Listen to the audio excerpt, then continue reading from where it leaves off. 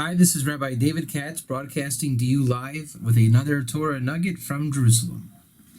Today we're going to discuss Semicha. I know the Semicha is a bit of a controversial topic.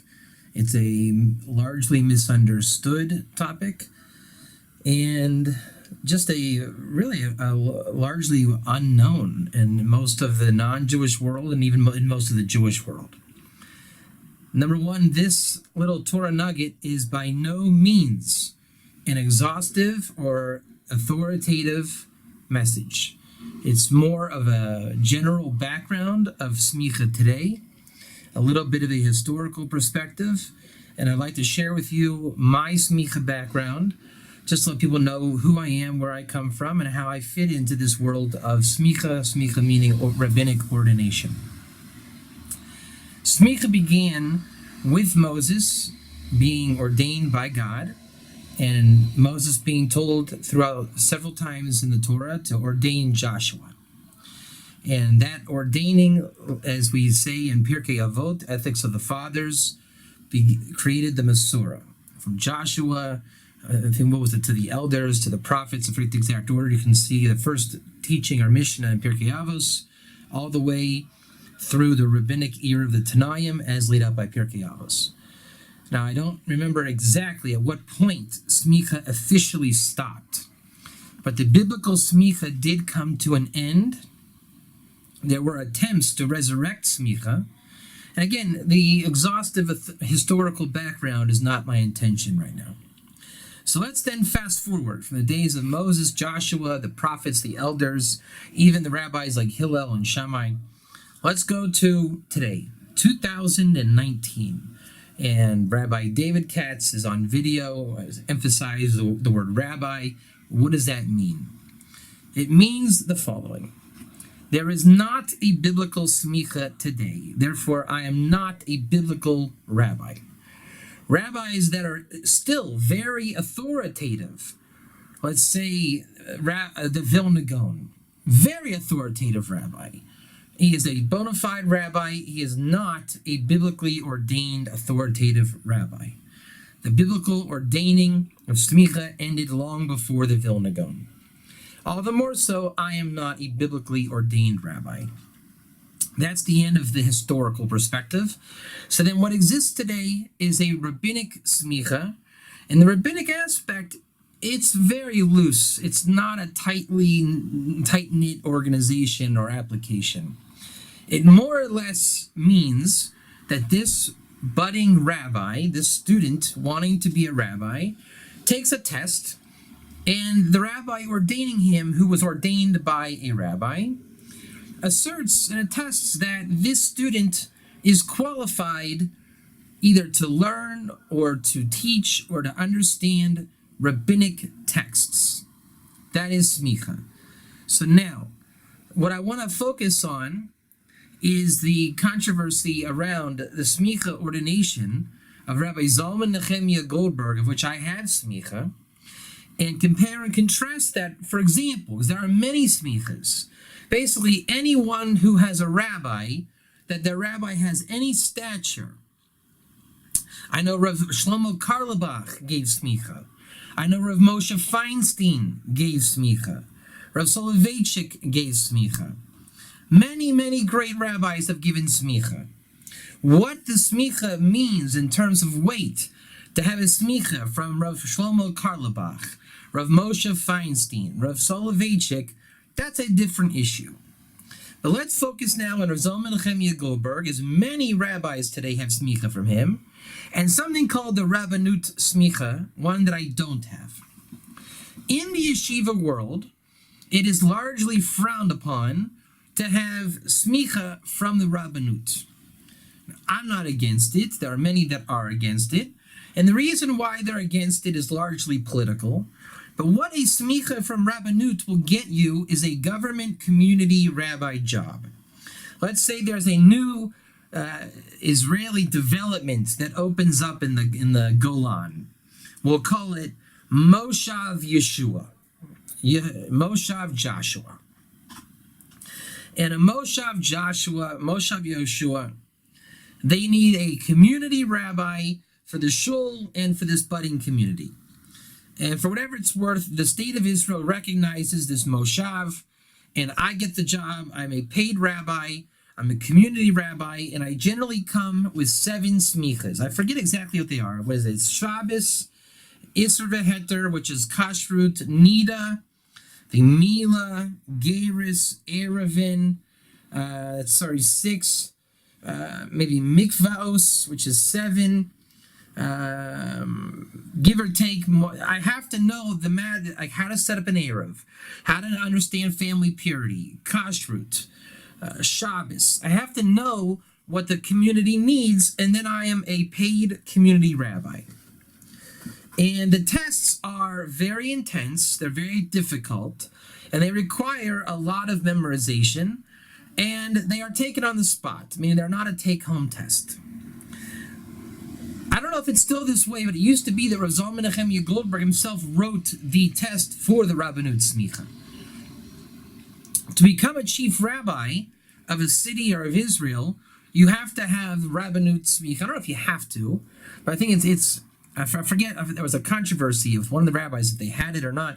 I know that it's at least in that world, right? If you want to be a chief rabbi or a rabbi of a city in Moshav, you should have Rabbanut Smicha. I forget, maybe there's an exception. You don't have to have it, but that's the kind of smicha you would want to have a government rabbi job. Which again, it's an Israeli thing because Israel is Jewish government. America doesn't have a Jewish government. So now we can look at the Rav Zalman Nechemia Goldberg test, which is not a government job, and it is a take-home test, which sounds to be radically different than the Rabbanut test, which is not a take-home test. So the take-home test technically would allow the possibility of fraud. If I were to take home the test and I had somebody write the test for me and I mailed my answers in and scored a good test result, I would be a rabbi and I did it through fraudulent means. Now, Rabbi Zalman Nechemia Goldberg has a system in place to prevent this, and he told me this personally, and that you can only take his test if you have a recommendation letter from your rabbi. So it's very difficult to become fraudulent if my Rosh Yeshiva, who is Raphael Weingot of Shalom Rav Sfat, who was a student of Rosh Shlomo Freifeld, of Shor Yashiv Farakwe, who was a student of the great Gaon Rav Hutner. Rav Hutner was a rabbi at the time of the New York rabbis, such as the Lubavitcher Rebbe, Rav Moshe Feinstein. That's where I personally come from. Hutner, Freifeld, Weingot, Katz. And there are many other schools of yeshivish background. But if I were to be fraudulent, then Rav Weingot, who gave me my recommendation letter, and he did, would have given me the recommendation letter, and I would have gone under his nose and cheated, and he would have vouched for a cheater. So the system is highly unethical if you're going to become fraudulent. How you would even get a recommendation letter if you're that dodgy, it's like counterfeiting money. You technically can do it, but you're going to get caught. You're unethical. And anybody that wants to cheat at anything, there's even been cases of those cheating in the Rabbanut test. So if you want to be a cheater, I suppose the world is set up that you can cheat at the risk of getting caught. So the test of Rav Zalman Nechemia Goldberg, he may have more than 2, but I know there are Isser Veheter, which is Kashrut, and mine, for example, came in the laws of Shabbos. The classic Semicha used to be in Kashrut, like back in the days of Europe, because you had to understand how to run a Jewish kosher home. And it became popular later to have a smicha in a test of Shabbos, laws of Shabbos. And when I say popular, it's not as popular or common as the laws of kosher, Isser Veheter, but it is still a valid smicha nonetheless. So now, in the take-home test, you have, 70 questions, if I remember correctly, on the Shabbos test. And I remember getting the test. I had my recommendation letter from Rav Weingot, and you have to come to Rav Zalman Nechemia Goldberg's house personally to get the test, which I did. So I look at the test, and I look at the first question, and it was very difficult. it's not even easy to become fraudulent because it's taking the language and the concept straight from the sources that if you haven't learned it, I don't even think it's possible to make it up. You can't just guess or loosely answer. You have to know what he's talking about, and it requires looking up the sources and writing down the answer. So the take-home aspect, he's looking to see not so much did you get the right answer, like the Rabbanut test. The Rabbanut test would say, on what page in Hilchos and Masechta Shabbos did Abaye and Rava argue in Muksa? I just made that up.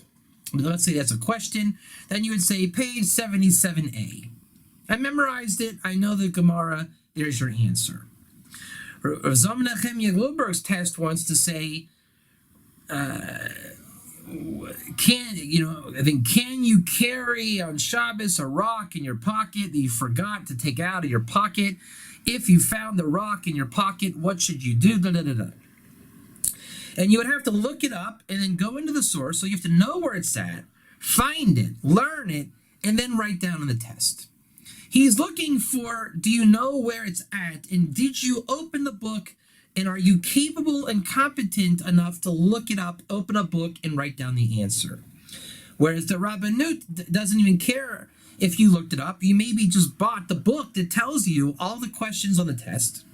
You memorized the answers, and then when you saw the test, you just wrote down the answer. Yet another fraudulent way that the Rabbanut test is not foolproof.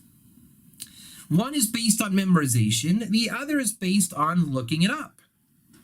So I took my test, and it took me a while. I forget, maybe a month, 2 months. And I wrote my answers down in my little notebook. And I remember when I was a young bacher in yeshiva, the rabbis in the kollel were taking his test. And they were working on it all afternoon, and they were writing down their answers. And then a lot of them, were treating it like a thesis. They typed up their tests very nicely. I was never much of an academic, not much one of typing and printing, and I like to write. I'm old school, and I like to write my stuff down. The problem with writing down my answers were, I don't even know how well I could read my test answers, let alone somebody else. So I thought, all right, it is legible, but I would feel much more comfortable taking my test to Rav Zalman Nechemia Goldberg personally, rather than mailing it in to him and his staff that overlooked the tests, because I would like the responsibility to be able to answer for myself and not be deducted for maybe having spelled something wrong or written it as in a sloppy way. And again, I know my writing style, it's not the best, no matter what language I'm writing in. So I called him up, and I said, I'd like to bring you my test personally, and he invited me. And I came to his house, and he was prepared to give me Semicha, and he looked over my test. And then I started to argue with him in a very David Katz pugnacious style. I really enjoyed one of the questions on the test, which had to deal with the Rambam and extinguishing a flame on Shabbos. And we started to discuss the halacha, and I argued with him. I had a take on the answer, and I was discussing the question. He had a different point of view. And by the way, that question, maybe 10 years later, I went to a shiur by Rav David Lau, the chief rabbi of Israel, who lived down the street from me in Modin, and he actually gave an example of that question in his class, and we discussed it, and I got the answer 10 years later after having looked this thing up. It was always in the back of my mind, this question. So Rav Zalman Nechemia Goldberg and I were going at it, not a fight, but a Torah discussion. And he saw this feisty little guy, I was probably 29 at the time, either was a total idiot for arguing with him, or maybe this young kid had an angle, a fiery Torah streak to him. And we were going to find out, because he gave me an oral exam on the spot. He brought out the tractate of Shabbos, and there's two commentaries on a page of Talmud generally, Rashi and Tosfos. There's other commentaries as well, but usually there is a standard Rashi and Tosfos. Nobody wants to be confronted with a Tosfos on the spot cold. Tosfos is very difficult, and takes time. And Rav Zalman Nechemia Goldberg made me learn the Tosfos and answer a question that he presented on the spot from Tosfos. Not fun. Not fun at all. And I learned it, and I sweat, and I answered it correctly, and he gave me my Semicha. My Semicha is hanging up right up there on my wall. And then he looked at me as he was signing my Semicha, and he said to me like this: "Your test is garbage. Every test I receive is garbage. People answer me with svara, with their own logical explanations to my questions. And this is how you get out of the fraudulent way of the test." That's me saying that. Because remember, in the test, it's take home, and anyone can write anything. And remember, we said he wants to see if you looked it up, if you know how to look it up, and where you looked it up. And now to fast forward back to Rav Zalman Nechemia Goldberg, he said to me, all I want from my tests on the answers, if I present 70 questions, your answer sheet should have 70 words. Right? Blah, blah, blah. Do I keep Shabbos like this? Blah, blah, blah. The answer, Rashba, Shabbos 73b. Right? The Rashba on commentary on Shabbos 73b answers that question. You don't need to give me your svara or your logical explanation or your guessing, and just write down, I know exactly what he is asking. He is quoting verbatim the Rashba, the Shabbos 73b. Rashba was a Rishon, and he's basically saying, hey, do you know that Rashba? I'll describe it for you. And you send back your test, and you write down Rashba 73b. That's what he wants to see. And it always stuck with me that that's what a rabbi is. A rabbi knows the source. And that's why I source all my work. That was my first meeting with Rav Zalman Nechemia Goldberg. Then I met with him on 3 different occasions over the years. Each of those 3 times discussing Ger Toshav Bizman Hazeh. Rav Zalman Nechemia Goldberg is the head of the Encyclopedia Talmudit. The Encyclopedia of the Talmud. It's a massive undertaking. It's been going on for many, many, many years. Many people have overseen it. And he is the current head of it. And I remember I walked in, and it's like this really intimidating place, like an emerald green carpets and very tall bookshelves. And there's guys that are looking up, and they're codifying all of Judaism. And it's an amazing sight to be seen. He oversees the project. And when he steps down, somebody else will oversee the project. And that day, we went over the whole sugi of Ger Toshav. And I asked him the questions, and, he didn't really understand what I was getting at. I asked him, what do you call a non-Jew, either who A, receives Nevela today or rejects Shituf? And he wanted to say it's called a Ben Noach who's careful in keeping the 7 laws of Noah. I said, why is that not called a Ger Toshav? And he didn't understand my question. Why do they want to be called a Ger Toshav? He wanted to rather give the definition of Ger Toshav, which is a Ben Noach who is careful in keeping the 7 laws. He's actually correct. That's the source. He's sourcing what it is. And there's no reason to call it outside of the definition. Remember how his tests work. He just wants the source. What would Rashi say on the Nevela, giving the Nevela to the Ger in your gate? A Ben Noach who is careful in keeping the 7 laws and rejects Shituf. To call it anything is not the nature of a psak halacha, of a posek. We're not asking a psak halacha in these questions. Calling a non-Jew a chasid me'omas ha'olam, a pious of the nations, is not a psak halacha issue. It's another issue, and one we won't get into right now. And then I met with him again. I wanted to get a copy of the kosher test, kashrus, isser v'heter. I started taking that test in my spare time because I wanted to give the one-word answer to all of the different questions on the test. It's something I'm doing in my spare time as a hobby. And when I went to his house again, 2 different times for that test, I think I went once to get the test and one to ask him a question. We got into the Ger Toshav discussion again. And again, we discussed the sugya. He didn't want to give an answer. And then I was in contact with him on the telephone through the guy that works at the Encyclopedia Talmudit, and he wanted me to ask him the question in Hebrew. He doesn't know English. And again, I was explaining to him that there's these English-speaking Noahides, and he wanted to know through the different material in Hebrew, and I saw that it wasn't worth my time to go through a psak halachic channel in Hebrew to answer a question that doesn't really matter on a psak halachic issue. We're not giving a psak that Noahides today or Bnei Noach today have a din of ger toshav, a din of chasid olam. It doesn't come down to din.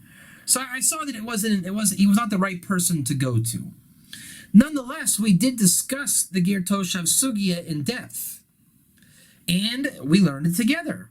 And there were no problems that came out in my understanding. Obviously, he knows the sugi. I'm not going to say he had a problem in the understanding. And that's a little bit of the background of my experience with Rev Goldberg. I've met with him, I believe, 4 times. And each time we got into Torah discussions.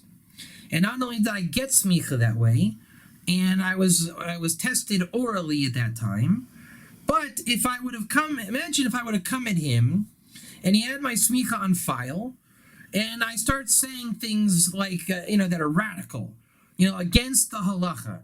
He had every opportunity 3 times to revoke my smicha if I would have been arguing something that is contrary or counter to the halacha in such an offensive way. I know I would, right? I think most people, as let's say, God forbid, someone came to me that I gave smicha to, or I knew they had smicha, and they tried saying, the New Testament is kosher, Jesus is Mashiach ben Yosef, all these different radical things that we see on the internet.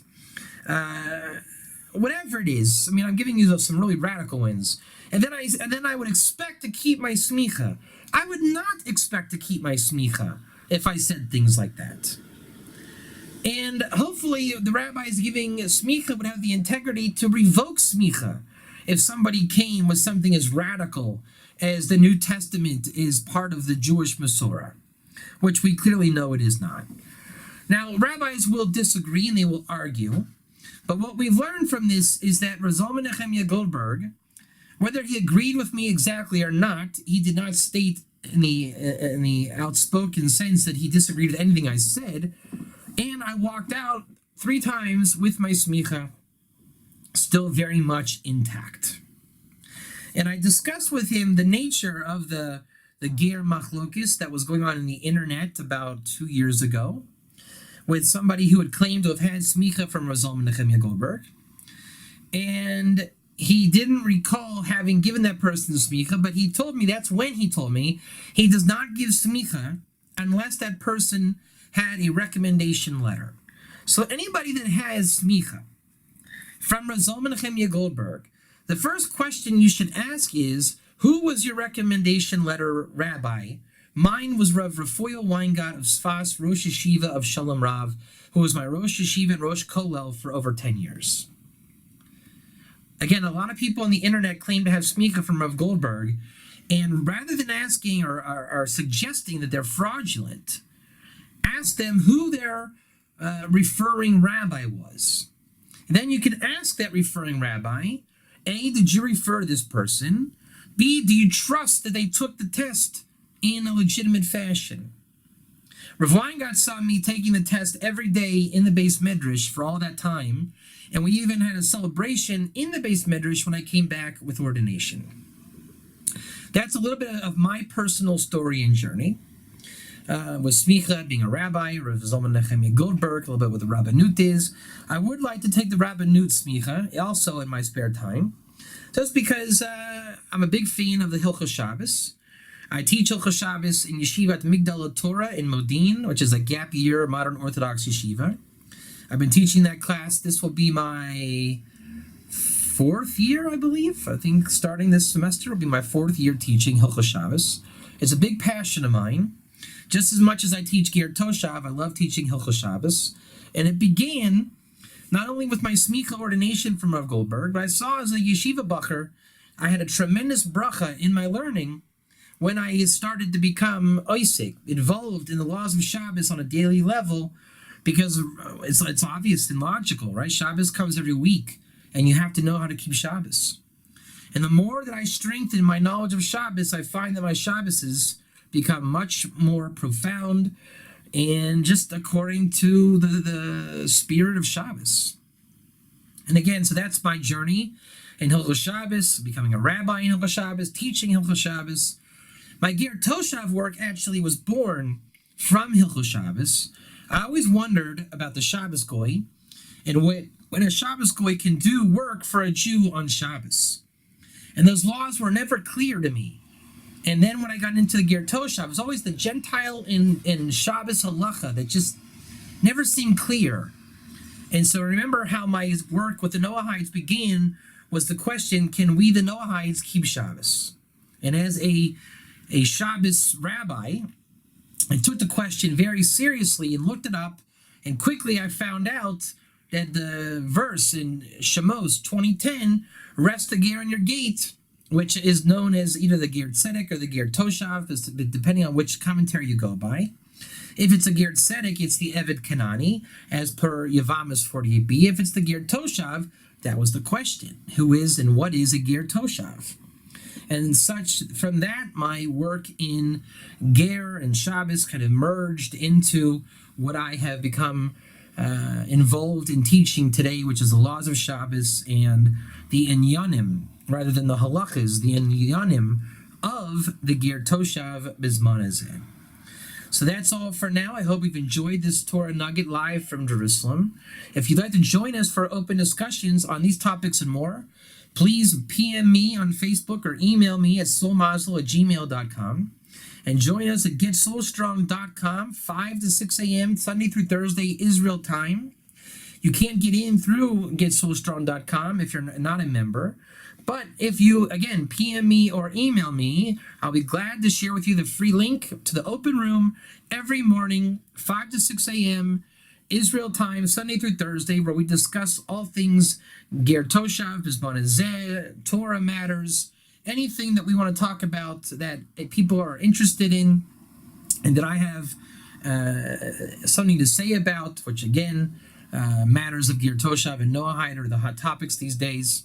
Jewish philosophy, a philosophy of the oral Torah, things like that we discuss every morning. Please join us. And again, I hope you've enjoyed this Torah Nugget. I am signing off.